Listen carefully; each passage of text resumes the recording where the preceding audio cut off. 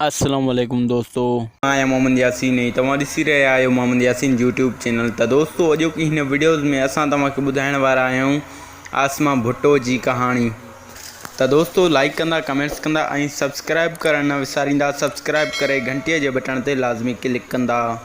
तो दोस्तों video start पिया कयूं ऐं तव्हांजो टाइम न पिया वेस्ट कयूं। दोस्तों वीडियो स्टार्ट। दोस्तों जीअं त आसमा भुट्टो हींअर सिंध जी सीनियर अदाकार बणिजी चुकी आहे, जॾहिं त हिन खे पूरे पाकिस्तान में वॾी इज़त ऐं शोहरत बि पिणु मिली आहे ऐं हिन जा तमामु घणा फैन वग़ैरह बि पिणु आहिनि।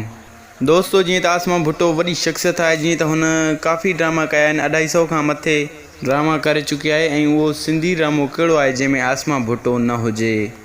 ऐं दोस्तों जीअं त आसमा भुट्टो खां सवाइ ड्रामे में मज़ो बि पिणु न हूंदो आहे ऐं जीअं त ड्रामे जी हिकिड़ी आसमा भुट्टो बि सूंहं आहे।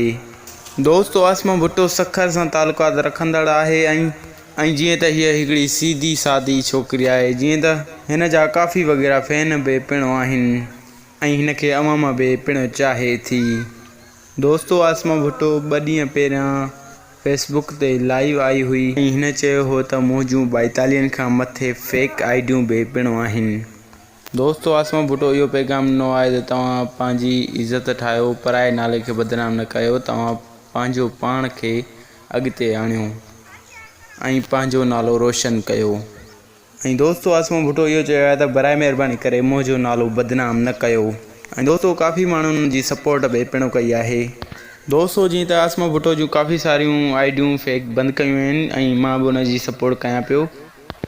दोस्तों जीअं त आसमा भुट्टो हिकिड़ी सीधी सादी छोकिरी आहे ऐं हिकु तमामु बहितरीनु आर्टिस्ट बि पिणु आहे, जीअं त सिंध जो शान आहे, मान आहे ऐं हिकु सुपर स्टार अदाकार बि बणिजी चुकी आहे ऐं हिन खे काफ़ी अवाम चाहे पियो। दोस्तों हीअ हुई अॼु जी वीडियो। उम्मीद थो कयां त अॼु जी वीडियो तव्हांखे ज़रूरु पसंदि आई हूंदी। अगरि वीडियो पसंदि आई त लाइक कंदा, कमेंट्स कंदा ऐं सब्सक्राइब करणु न विसारींदा। सब्सक्राइब करे घंटीअ जे बटन ते लाज़मी क्लिक कंदा। तो दोस्तों इसी टाइम ॾींदा मोहम्मद यासीन खे इजाज़त। अल्लाह हाफ़िज़।